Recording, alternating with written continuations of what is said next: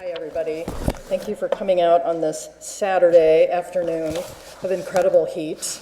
I'm delighted to be here today, and I'm really interested in discussing the relationship between modern American art, really expounded by Agnes Pelton's work, artist, and issues of spirituality. And in particularly her work, and I hope that if you haven't seen the exhibit, please do so. It's really terrific.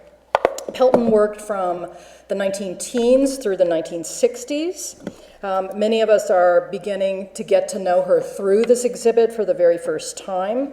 As Rachel mentioned, organized by Deputy Director Gilbert Vicario and traveling to a number of different museums well through January of 2021.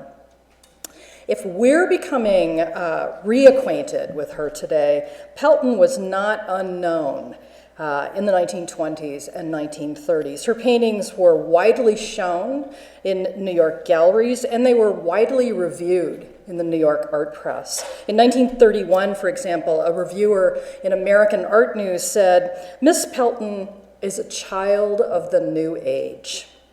She is a harbinger of the future for other poets." Unfortunately, this sort of review is a backhanded compliment. It infers that Pelton is a child at the time, 1931, she's 50 years old.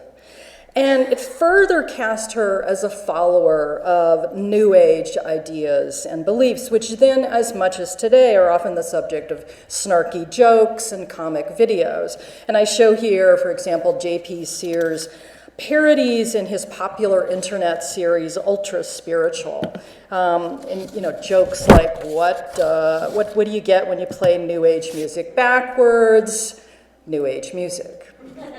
Okay, now as this sort of humor suggests, New Age beliefs and practices are often considered lightweight and incomprehensible. Or as another reviewer put it in talking about Pelton's work in the 1930s, Pelton is likely to prove a little difficult to the earthbound.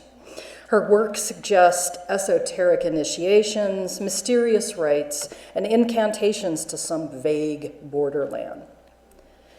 Pelton was, in fact, a follower of many new and alternative religions, including New Thought, Theosophy, Agni Yoga. She was interested in astrology and alchemy, and she filled her notebooks, and we see just some pages here, which also served as her sketchbooks and her personal journals, with quotes from the many esoteric books that she read and studied. She also drew on the formal and conceptual aspects of these alternative religions and used them as the basis for her non-objective paintings, and she called these paintings her abstractions. Her entry for Day, which is owned here in the museum, which was recorded on August 19, 1935, reads, "Fountain of Truth, the Open Door." It includes her notes on the colors that she used in the painting, as well as the sea greens, the rich earth tones, the glimmering blue light, and also her description of the painting's subject, from the rectangular door that we see on the right, signifying perhaps the threshold to a new sphere, to a new day, to the star of Venus on the left, symbolizing the dawn of a new day, and on the top right, in darkest blues, a quote, "presence from above, an entity subtle, but also evident," she wrote in her journal, "who oversaw and guided the spiritual world." What Pelton painted, in other words, is how a follower of Theosophy, which she was, might open the door and gain access or passage to spiritual enlightenment. In this abstract painting and many others, she conveyed and confirmed her religious beliefs, her attitudes, and she also shared them with others. She didn't necessarily keep them private. In the summer of 1939, for example, this painting was shown at the New York World's Fair in a very large exhibit of the National Association of Women Painters and Sculptors. One critic singled out this painting in particular, writing, "Beautiful in color, beautiful in composition, beautiful in thought." And then he added, "What more could you ask in a painting?" My question exactly, especially given the virtual disappearance of Agnes Pelton from the art world by the end of the 1950s, and our surprise and our delight at rediscovering her in exhibits in art galleries today. Pelton kept painting until she died in 1961. Light Center, which we see here, was probably the last work that she produced. But she was largely forgotten until the mid-90s, when museum director and curator Michael Zakian organized an exhibit of her work titled Agnes Pelton, Poet of Nature. Some of you might have seen it, which traveled to 6 museums in 4 states. And then in 2009, the Orange County Museum of Art organized Illumination, the paintings of Georgia O'Keeffe, Agnes Pelton, Agnes Martin, and Florence Miller Pierce. Reviewers were ecstatic. In one article headlined, "Forget Georgia, Agnes finally gets her due," Los Angeles critic Christopher Knight hailed Agnes Pelton's, quote, "exquisitely handled painting technique and celestial cosmic visions." And now we have the debut of Agnes Pelton, Desert Transcendentalist. As mentioned, a show that will travel for quite some time. What then accounts for Pelton's absence or her invisibility in American art and American art history from literally the 1940s until relatively recently?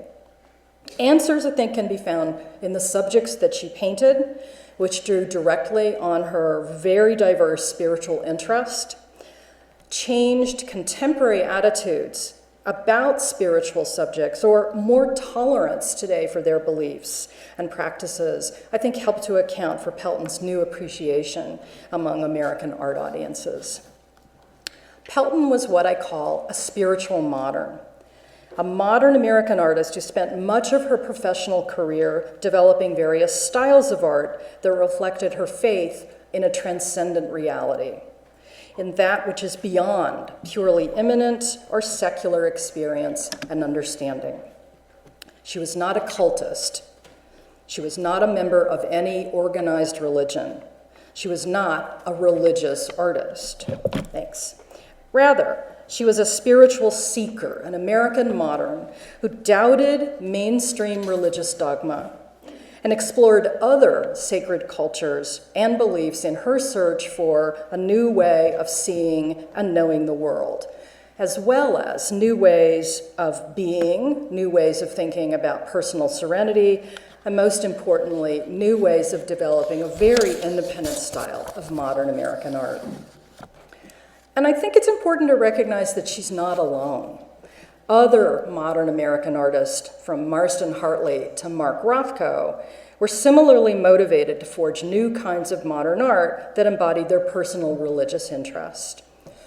Pelton, Hartley, Rothko, other American moderns were similarly persuaded by Russian artist Vasily Kandinsky, and his 1911 book, which was translated into English in 1914, On the Spiritual in Art. And in this book, the Russian artist argues that modern art should be a form of creative transcendence, and that modern artists were compelled by inner necessity toward a spiritual life to which modern art belongs. For Pelton, this meant producing art that refused narrow commercial and material or literal and narrative meaning, art that embodied instead her multifaceted, expansive, and very personal spiritual interest. Disaffected by what she perceived as the limitations of traditional mainstream religions, Pelton sought alternative religious experiences that were personally and artistically liberating. Now, she was less engaged in the moralizing aspects of mainstream religion, such as verdicts of right and wrong, or expositions about sin and salvation. Her speaker spirituality was instead very eclectic, all about yearning, and very cosmopolitan. Over the course of half a century, from the 19-teens through 1960, her spiritual seeking mediated two very different approaches to spiritual modernism. imaginative paintings of ethereal figures, usually young women in loose flowing gowns, painted in very dreamy romantic landscapes. And then the second style, the abstractions, non-objective canvases for the most part, like Sandstorm, which we see here. Pelton also painted portraits. I know, hard to believe. We see a portrait here dating to 1925 of a young boy in a crib full of stuffed animals. I keep thinking it's rather malevolent, but apparently it's not. She also painted landscapes. Here we see a landscape in Long Island, landscape in the deserts of Palm Springs, and she painted close-ups of flowers, such as this tropical plant that she sketched while visiting relatives in Hawaii in the mid-1920s. But she considered her abstractions her most important paintings, and in her journals, she often told herself, work on these works first, work on others only when these do not call to you. Until relatively recently, the history of 20th century modern American art has focused especially on what the art historian Ann Gibson called establishment narratives, the individual styles of canonical artists, mostly male, typically white, showcased in major New York galleries and museums. Jackson Pollock is a great example. Modern American art was further defined on very narrow, formal terms.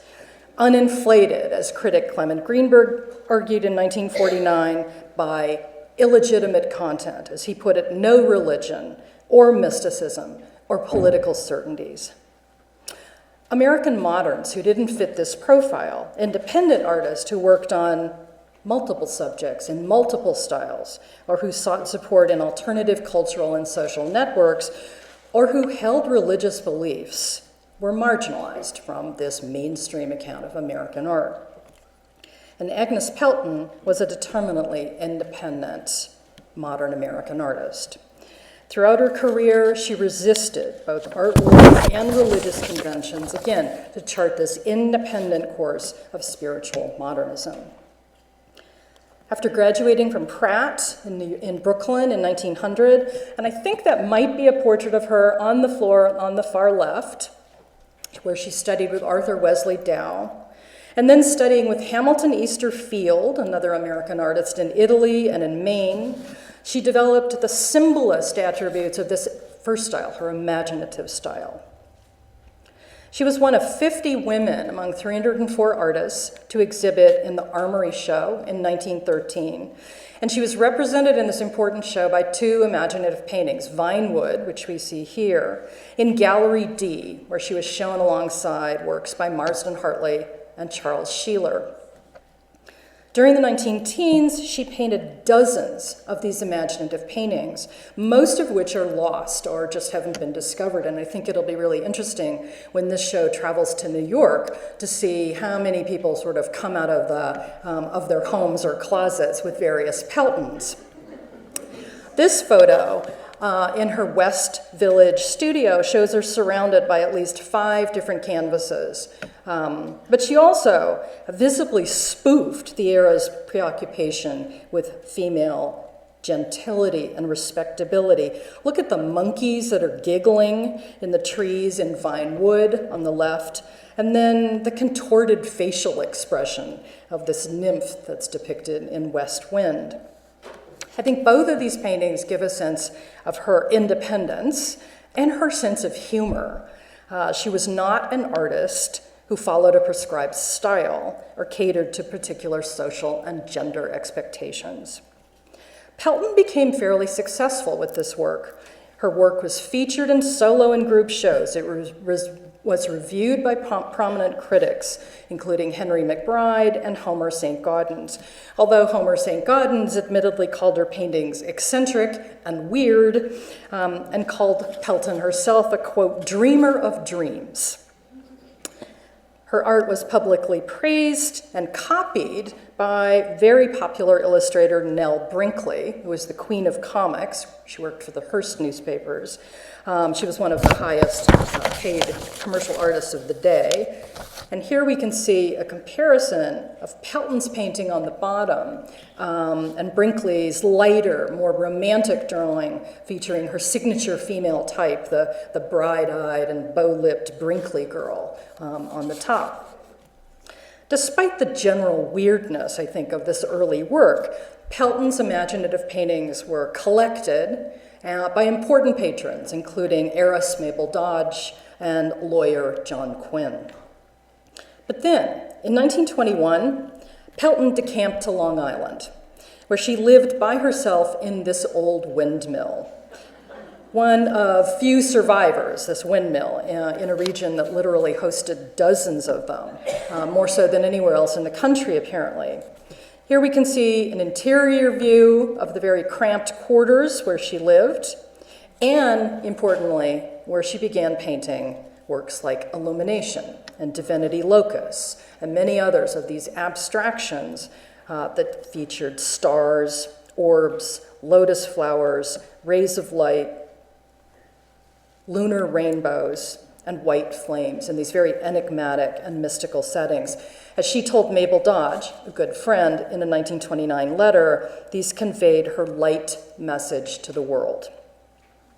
Pelton began exhibiting these abstractions in 1922. One of the first was titled Harmony, but they didn't sell. To support herself, she painted local landscapes and many more of these portraits of children, which I'm also sort of not looking forward to how many of those are going to come forth when this show moves to New York, because there will be plenty of them.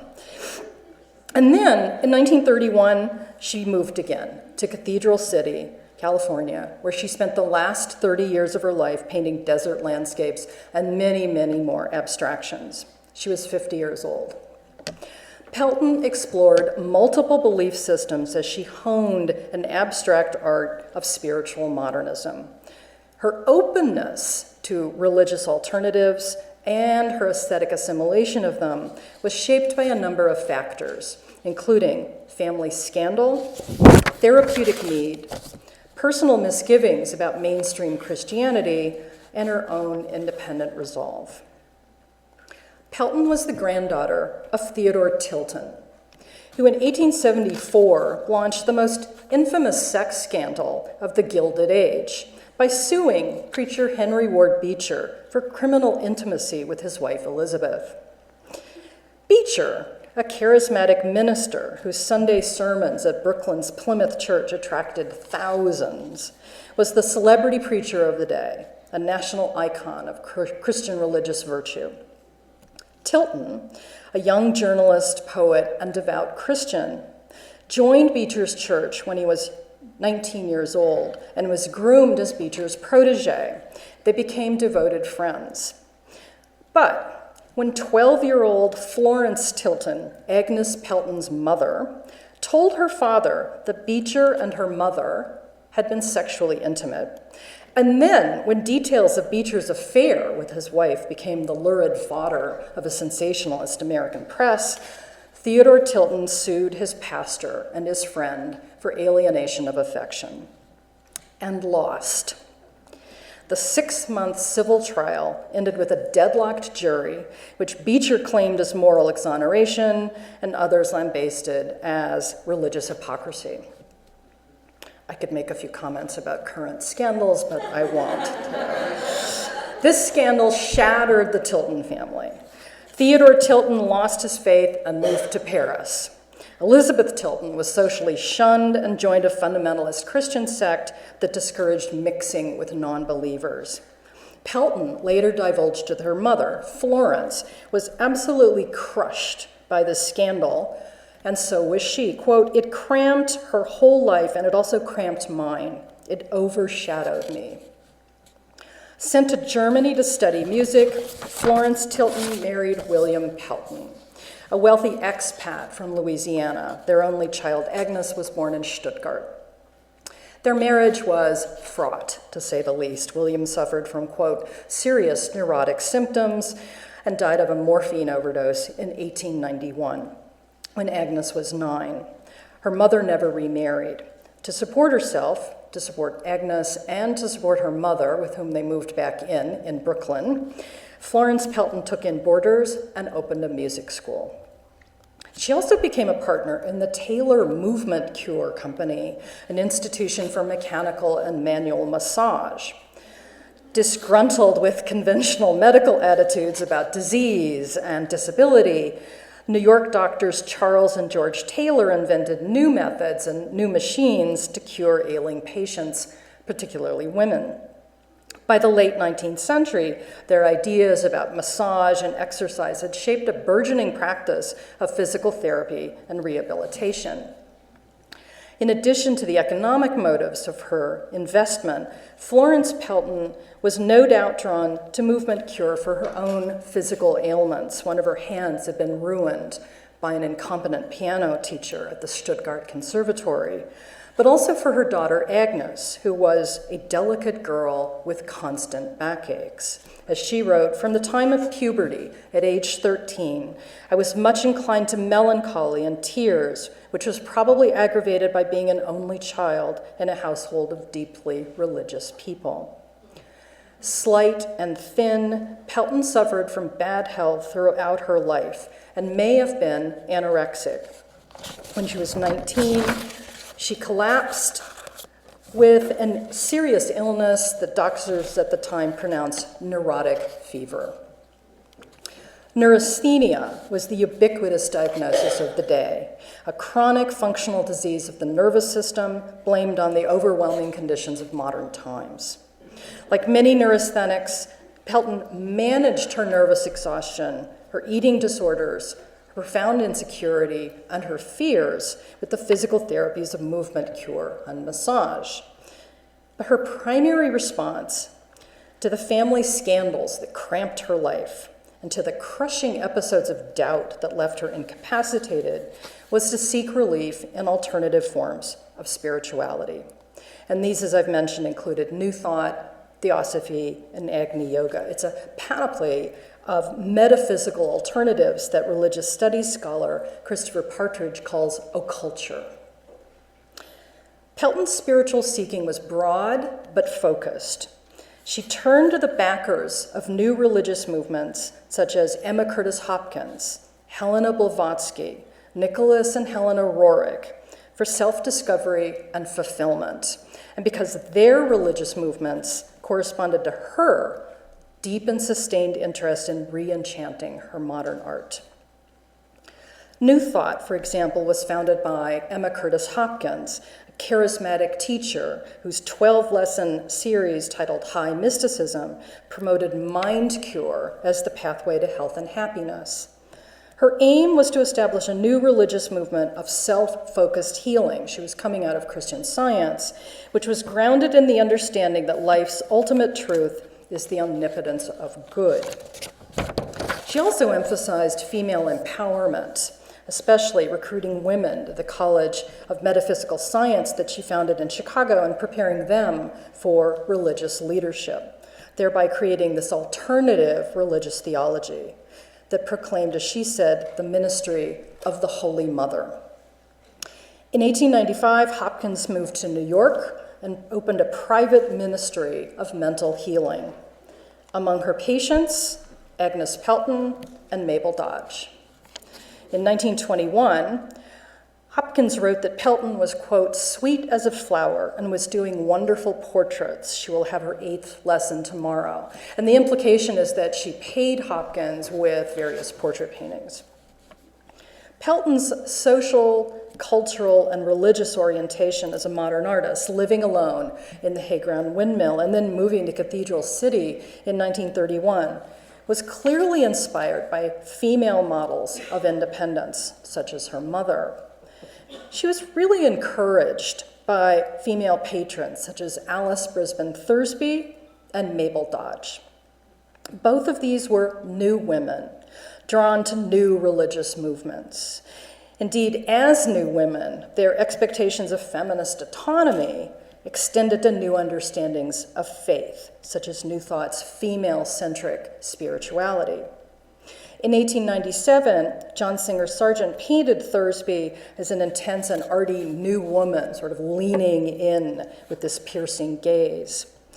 Thursby herself had studied art in Paris in the 1880s, had a long friendship with Mabel Dodge, who wrote for Thursby's brother, Arthur Brisbane, who is the editor of the Hearst newspaper, the New York Journal, and she corresponded with Gertrude Stein. She was Pelton's primary patron well into the early 1920s. Pelton also dedicated several paintings to her. She organized commissions, and she introduced Pelton to the movers and shakers of the art world, including Mabel Dodge, who bought several of Pelton's paintings in the 19-teens. Pelton even attended several of Mabel Dodge's salons that she hosted in her New York apartment. I think it's interesting to point out that Dodge was one of the major female financial backers of the Armory Show in 1913. In fact, 80% of the Armory Show was backed by women. Women-centered organizations, such as the National Association of Women Painters and Sculptors, were also central to Pelton's development as an American modern. And Pelton joined this group in 1914 and exhibited with them for the next 25 years. In 1915, she showed the canvas that we see on the right for an exhibit on women's suffrage. In 1939, she showed Day at the New York World's Fair. Searching for income in the 19-teens, she also tried her hand at interior decoration, advertising her skills, as we can see here in this circular from 1917. One result was, in the exhibit we can see this, the large wall panel titled Room Decoration in Purple and Gray, which was commissioned for Arthur Brisbane's Upper East Side apartment in New York. And Pelton also drew illustrations for children's books, such as When I Was a Little Girl, written by the suffragette Zona Gale. But I want to point out how women and girls in these pictures are static and frozen figures, seemingly timid, even unsure. Many of Pelton's paintings, her imaginative paintings, again, Vinewood and West Wind, also feature these tentative, wispy figures, less idealistic or erotic or bold than the women in the pastoral fantasies painted around the same time by American symbolist artists like Arthur B. Davies. Her paintings are more comic and odd. And she recognized this. In a very revealing 1918 journal entry, she denounced her imaginative paintings as insincere and not real. And she vowed, she wrote, to make an art of, quote, perfect consciousness and divine reality. Those words were taken from the writing of another independent female and spiritual leader, Helena Blavatsky, who founded the Theosophical Society in 1875 in New York and expounded on her new religion in multiple books, including Isis Unveiled, The Secret Doctrine, and many, many others.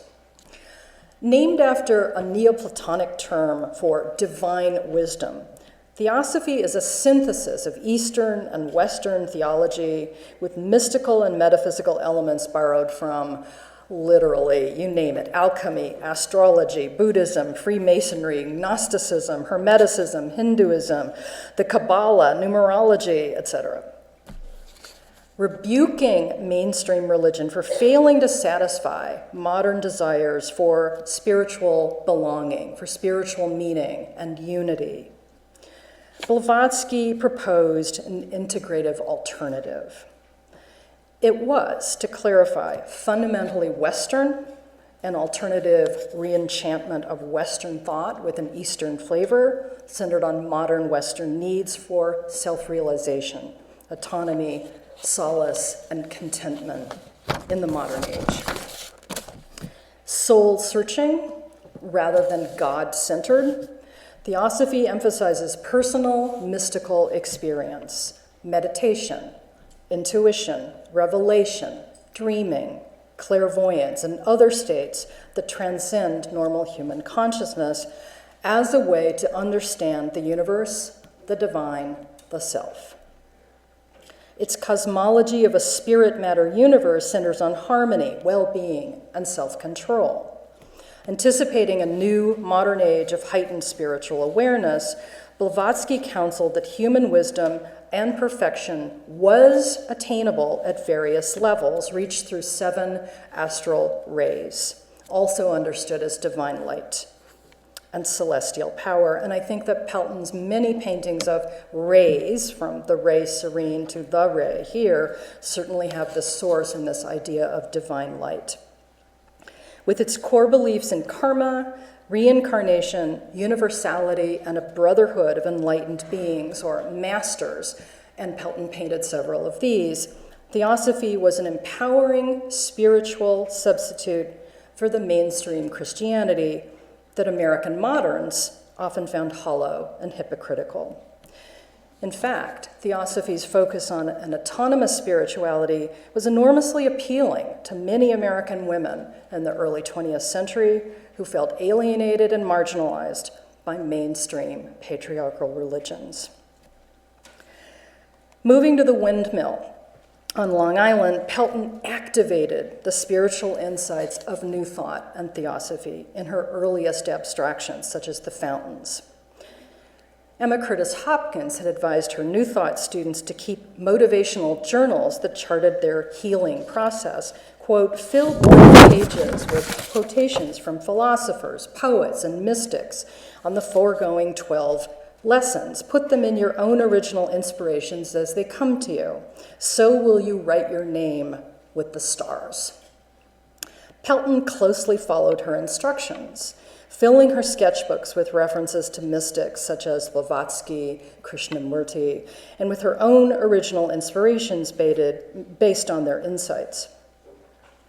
On the left, we see a sketch that she did for Mother of Silence, a 1933 painting of the Holy Mother Spirit that Hopkins conceptualized in her New Thought Trinity.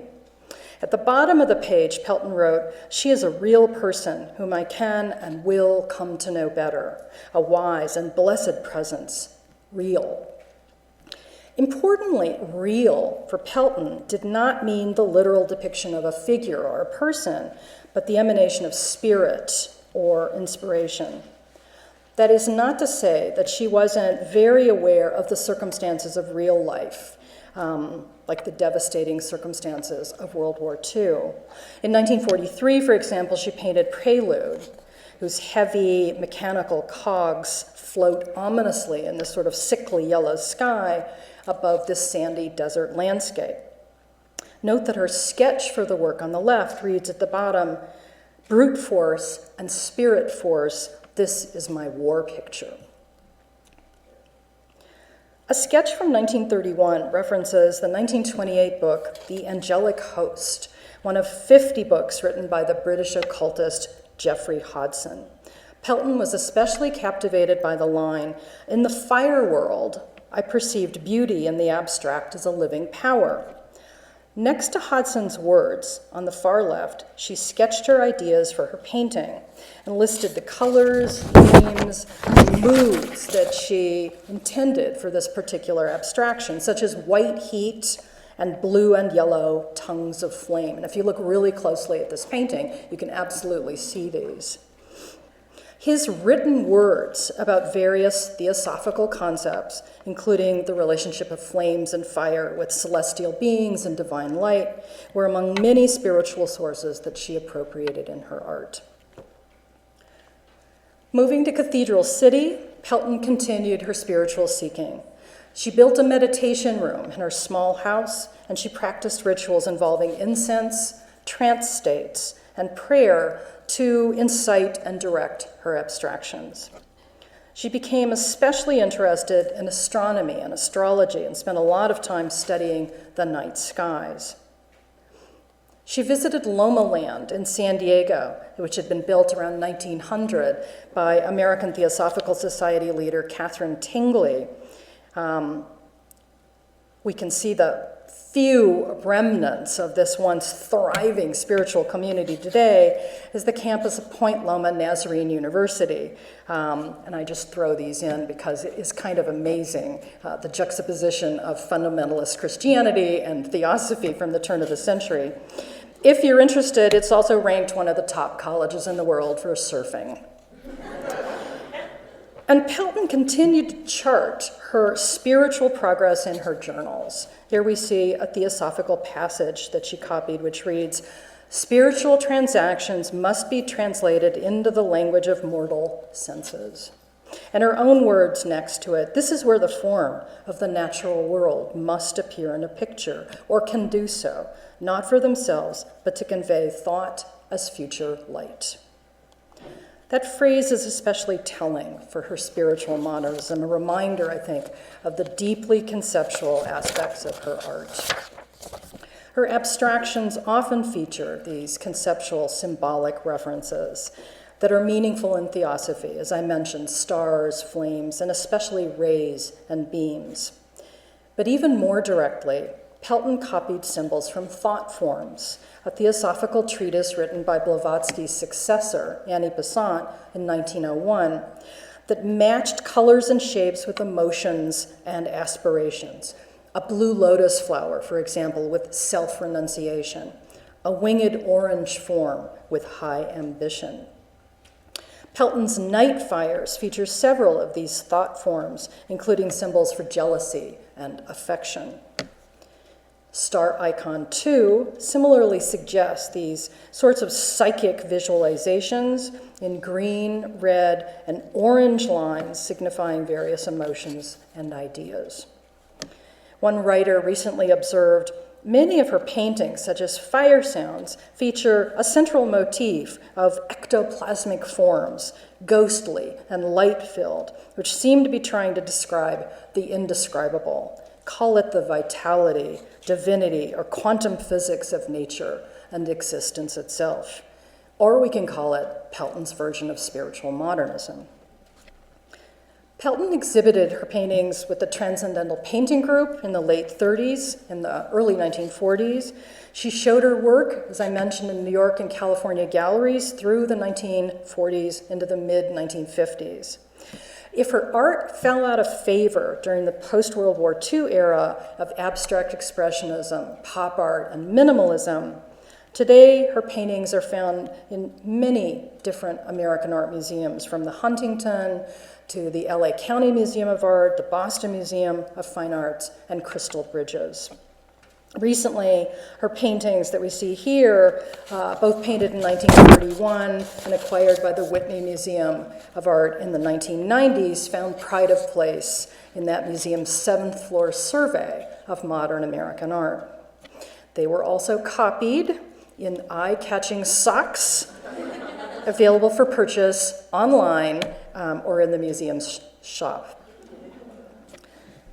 Especially drawn to her abstractions, curators, collectors, and growing numbers of fans today claim Pelton as an exceptionally visionary artist, which complicates conventional ideas about modern art and modern artists in 20th century America. Spiritual seeking and occulture were fundamental to Pelton's modern art.